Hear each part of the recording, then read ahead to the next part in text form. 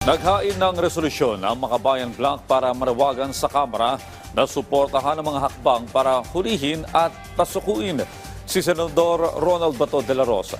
Sa ilalim ng House Resolution number 1022, umapila ang ilang miyembro ng Kamara na kusa ng sumbuko sa International Criminal Court si Senator Bato.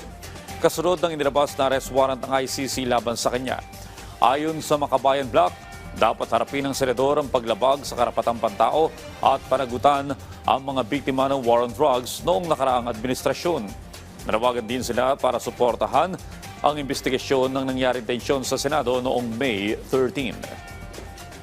Klaro po ang batas, wala po itong butas. Sinasabi po under RA 9851 at kahit sa Rome Statute na kahit ay lumabas ang Pilipinas noong 2019 ay meron pa ring obligasyon na sundin yung mga provision nito noong miyembro pa tayo. Hindi po pwedeng gamitin ang pagkasenador o pagiging opisyal ng isang individual bilang quote-unquote immunity na proteksyon para hindi ma-effect sa kanya ang isang warrant of arrest.